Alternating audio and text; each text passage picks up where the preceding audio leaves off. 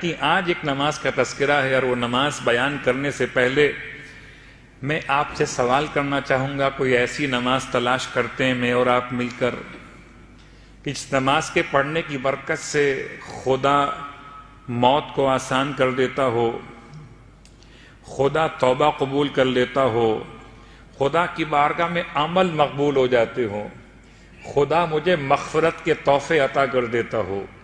جس نماز کی برکت سے خدا میرے اور میرے اہل و عیال کو مبارکباد پیش کرتا ہو، وہ کون سا ایسا عمل یا ایسی نماز ہو سکتی ہے کہ جس کی برکت سے خدا روز قیامت میرے دشمن کو بھی مجھ سے راضی کر دے؟ وہ کون سی ایسی نماز اور دعا ممکن ہو سکتی ہے جس کی برکت سے خدا میرے لیے دنیا اور آخرت کی روزی میں کشادگی پیدا کر دنیا اور آخرت کی روزی میں کشادگی پیدا کر دے؟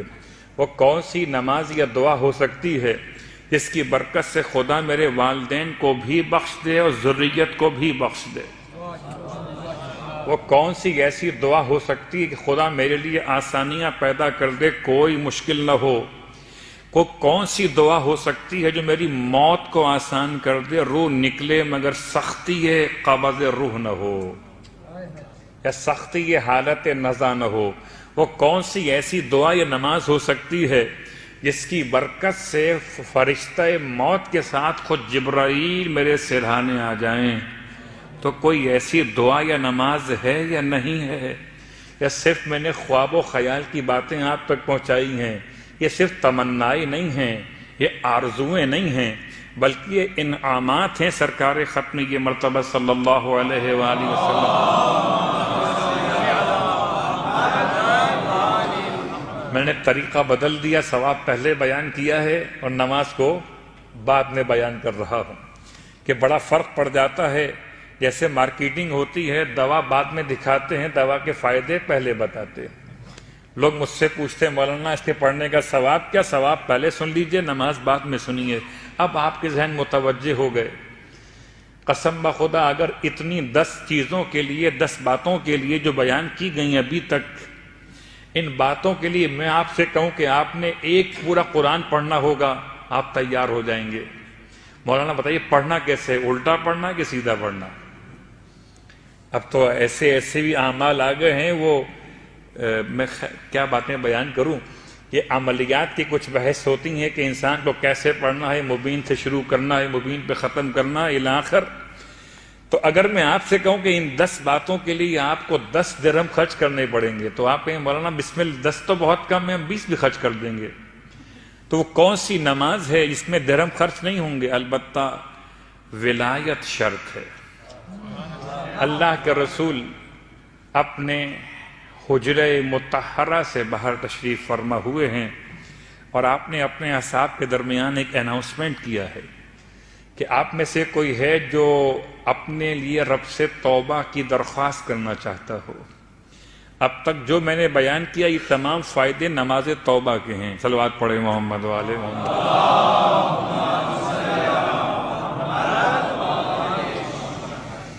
بہت ڈیپ میں جانے کے لیے تو پھر الگ الگ بحث کرنی پڑتی ہے. نماز تو یہ کیا ہے؟ معافی.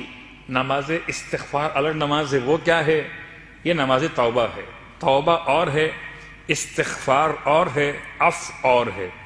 البتہ اردو زبان کی کوتاہی الفاظ کا مسئلہ ہے، اس کے دامن میں الفاظ نہیں ہیں، اس لیے اردو زبان میں تینوں کو کہتے ہیں کہ توبہ کی نماز. استغفار بھی توبہ، توبہ بھی توبہ، اور بھی توبہ. حالانکہ وہ نماز ہے کہ اگر انسان کو عبادت خدا میں ذائقہ کم محسوس ہو، عبادت میں سستی پیدا ہونے لگے، تو اسے وہ نماز پڑھنی چاہیے. نماز استغفار وہ نماز ہے جو خدا سے مغفرت طلب کرنے کا پہلا عنوان ہے. جب مغفرت طلب کی اور مغفرت آپ کو مل گئی، اب پھر آپ کے لیے توبہ کی منزل ہے. پہلے مغفرت ہے اور بعد میں توبہ ہے. مغفرت دور سے بھی ہو سکتی ہے، توبہ مگر خدا سے قریب آ کر ہی ملتی ہے.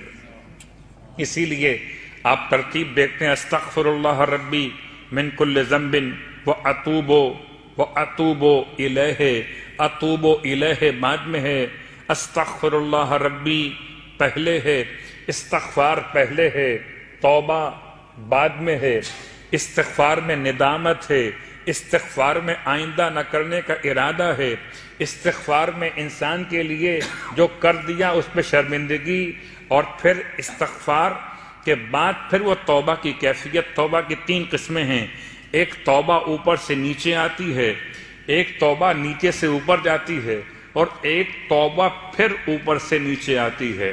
خدا توفیق توبہ عطا کرتا ہے، یہ پہلا نزول ہے۔ پھر انسان توبہ کرتا ہے، یہ دوسرا صعود ہے۔ پھر خدا توبہ قبول کرتا ہے، یہ پھر تیسرا نزول۔ صلوات پڑھیں محمد علیہ وسلم۔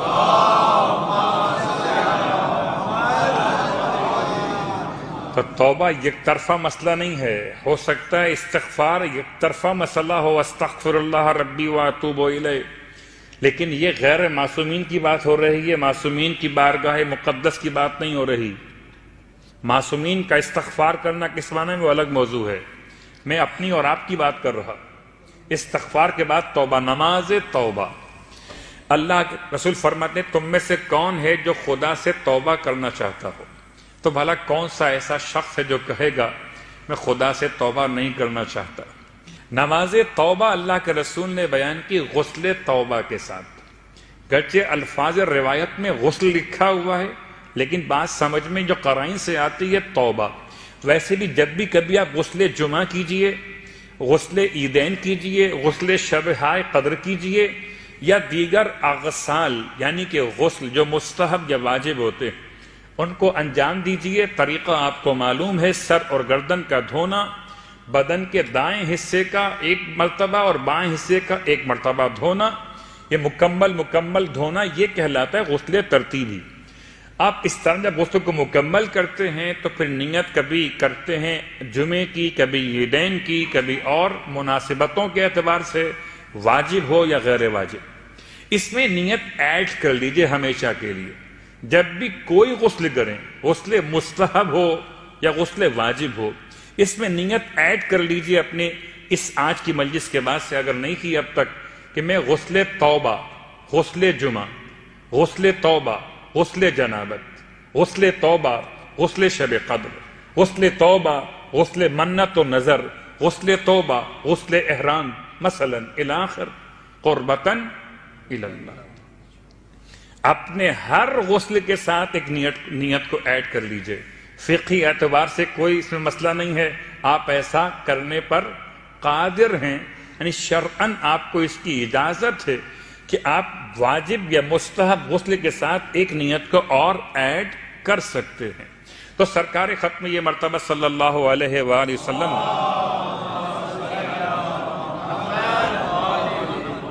جو نماز بیان فرمائی، نماز توبہ، اس سے پہلے آپ نے غسل بیان کیا، غسل توبہ۔ ویسے بھی انسان کو چاہیے جب توبہ کرنے کے لیے آمادہ ہو جائے تو پہلے اپنے آپ کو پاک اور پاکیزہ کر لے۔ غسل کے بعد آپ فرماتے ہیں وضو بھی کرو۔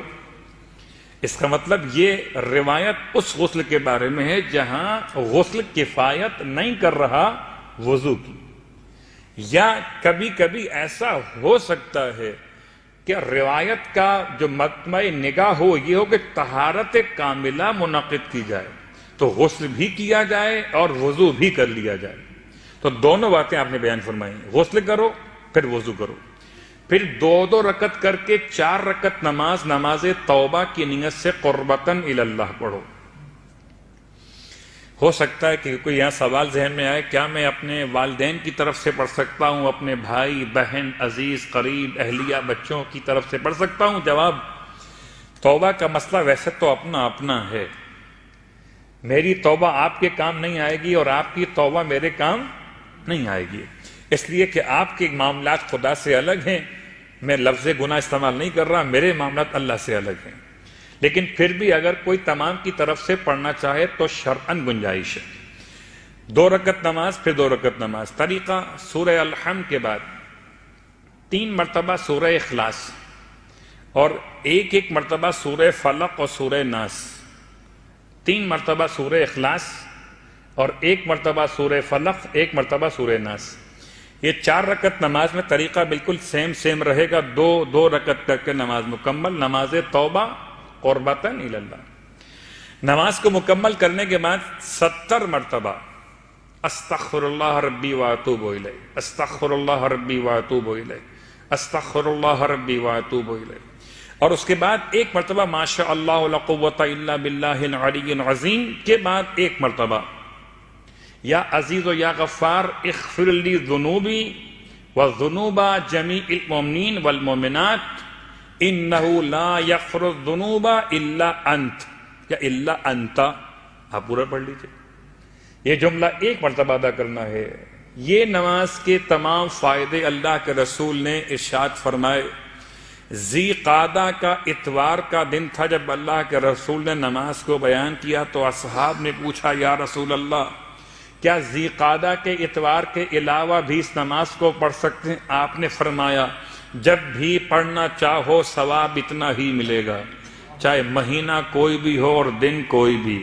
تو شاید پورے سال میں کوئی اور اثر ہوتا ہو مجھ پر اور آپ پر توبہ کے عنوان کا، مگر ماہ رمضان میں تو سچی بات یہ ہے جتنا خدا سے قریب ہوتے ہیں، قریب کیوں ہوتے ہیں کہ دنیا کی لذتوں سے دور ہوتے ہیں اور خدا سے قریب ہوتے ہیں۔